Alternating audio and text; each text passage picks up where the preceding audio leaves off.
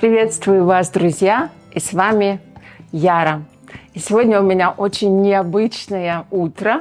Мы снимаем сегодня наши кулинарные ролики, но у меня был двухнедельный перерыв. Я знаю, что на YouTube-канале они выходят регулярно, но в жизни у нас был момент перерыва по определенным причинам. И я не могла дождаться, когда я встану здесь, перед камерой, как будто это наше с вами свидание. И я очень соскучилась, и я благодарю вас за то, что вы там смотрите меня в данный момент, и за ваши комментарии особенно.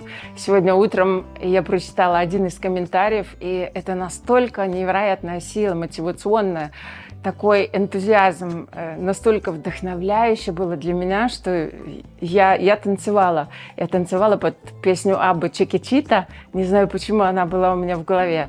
И я благодарю вас всех. Я благодарю всех, кто пишет мне и делится своим теплом. Я буду делиться своим теплом в ответ. Сегодня будет очень интересно, потому что сегодня мы будем готовить необычный хлеб. Протеиновый бред.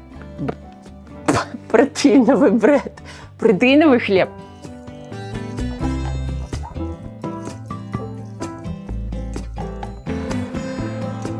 Почему он протеиновый? Потому что он делается из тунца. Достаточно необычный рецепт. Честно говоря, я его узнала недавно и жалею, что не узнала его ранее. Он очень простой. Если вы только попробуете его один раз, я вас убеждаю, гарантирую, что он вам понравится. Все, кто пробовал его после того, как я им поделилась, теперь практически на нем сидят. В том числе и я. Из этого хлеба я делаю и гренки с яйцом, и крутоны, и сухарики, да все угодно, что можно сделать. Поэтому я с большим нетерпением хочу сегодня поделиться этим рецептом с вами. Итак, начнем. Самый главный, ингредиент – это тунец. Я беру тунец на воде, потому что с ним проще работать. Вы можете использовать тунец на масле.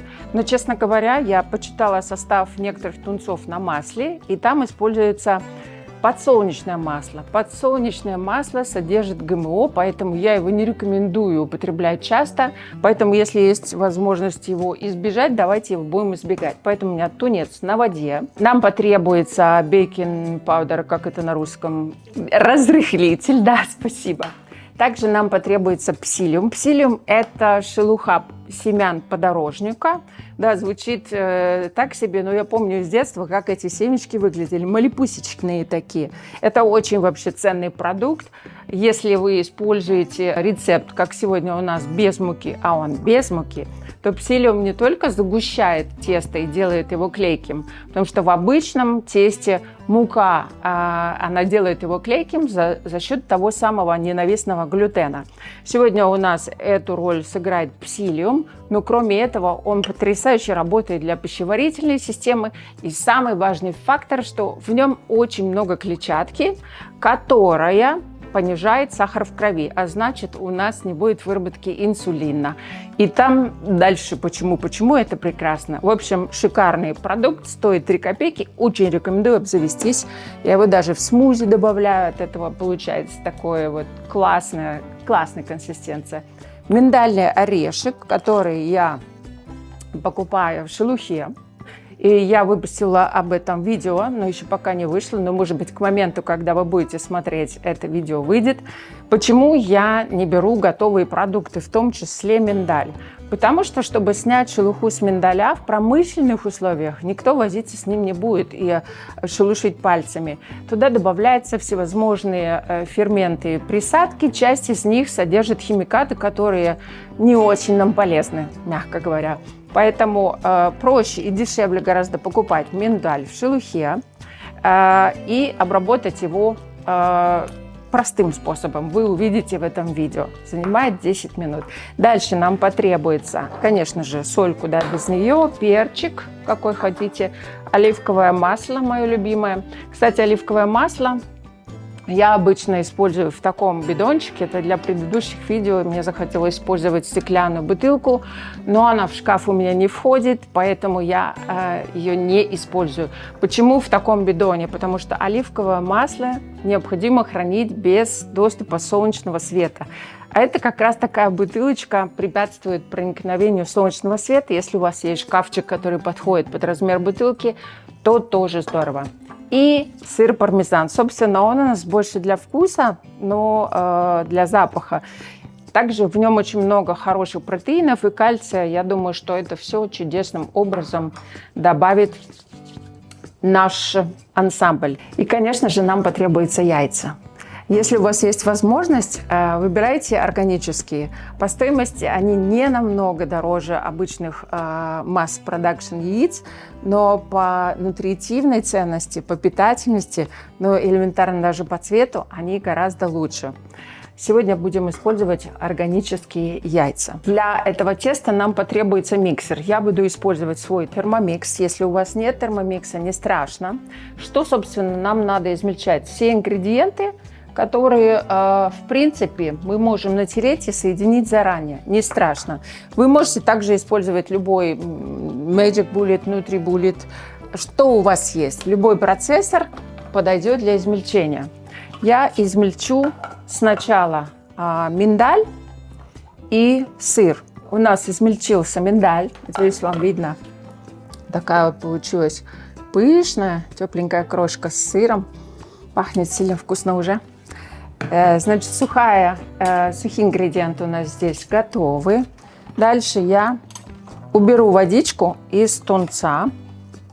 Она нам не потребуется.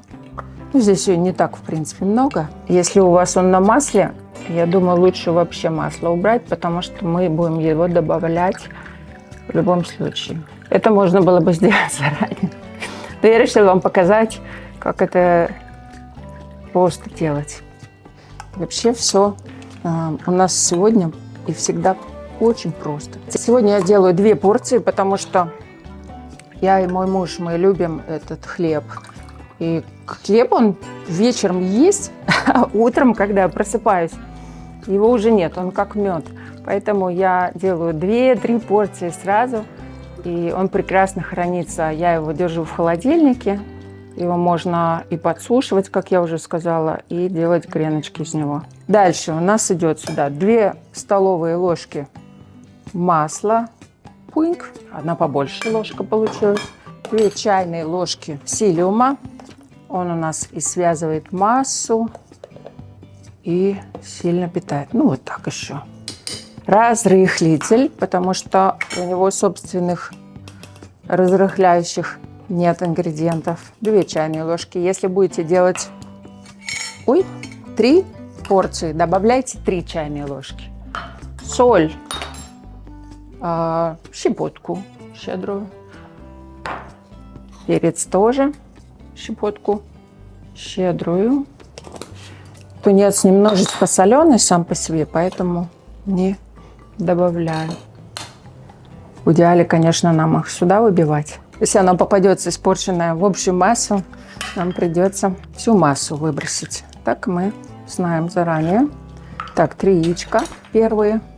И еще 3 на 2 порцию. Ну вот, собственно, все. Если вам хочется добавить какие-то еще травы, а мне хочется, я добавлю сегодня немножко орегано. В таком виде он продается. Органический орегано из Греции. И я его вот так вот прямо с мешочка и потрошу. Он прекрасно хранится. Если нужно больше, просто нажимаю еще раз. Чудесно. И я добавлю, наверное, совсем щепоточку тимьяна. Вот у меня он сегодня есть. Все.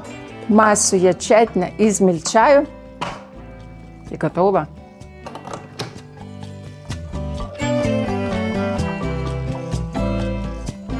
Чудесно. Наша масса измельчилась.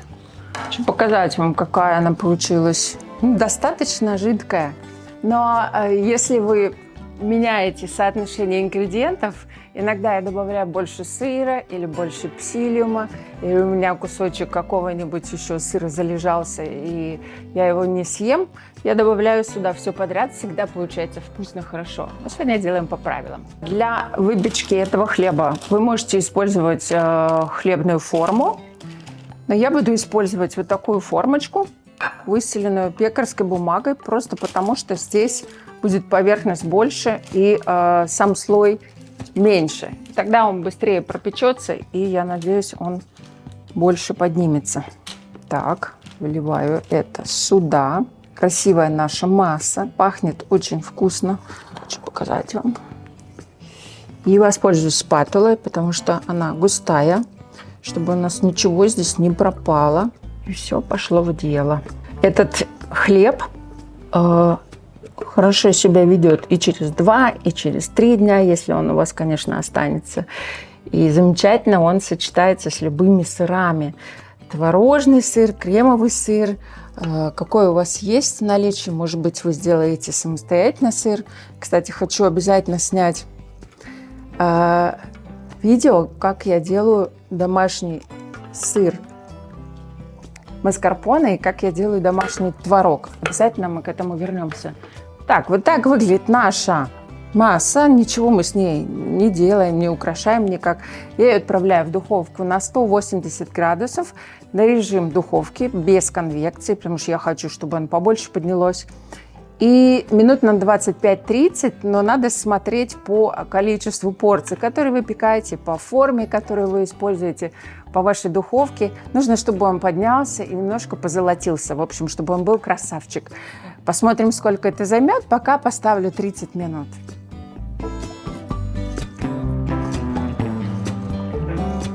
Прошло 35 минут, и я иду доставать хлебушек. Пахнет чудесно и выглядит чудесно. И вот любуйтесь, какая красота у нас получилась. Он достаточно румяный у нас и достаточно воздушный. Видите, как он легко отошел от формы благодаря пекарской бумажке. Это мое спасительное все. Наш хлеб еще очень горячий, но я хочу все равно разрезать, чтобы показать, какой он получился внутри. Желательно подождать, пока он остынет. Но у меня такого терпежу нету. Ох, какая прелесть!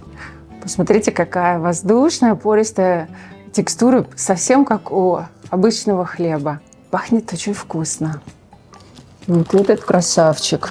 Он, конечно, у вас осадит немножко, но это не страшно. Готовьте, пожалуйста, протеиновый хлеб. Делитесь, с чем вы его используете, какие сэндвичи вы делаете. Может быть, у вас есть идеи, с чем его лучше подавать, как вы из него делаете гренки. Мне очень интересно знать, что у вас получится. И я благодарю вас за то, что вы смотрите этот ролик и что вы со мной. А с вами была Яра. И до очень скорой встречи.